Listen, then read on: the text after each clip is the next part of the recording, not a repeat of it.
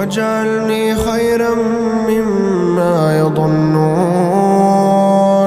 اللهم كن معي في بكاء الليل، ولا تجعلني من أصحاب الويل. يا رب فقد ضاقت الأسباب وأغلقت الأبواب، فردنا إلى الصواب، وأبعد عنا الهم والغم والاكتئاب. يا رب الأرباب، يا سريع الحساب، يا عظيم الجناب،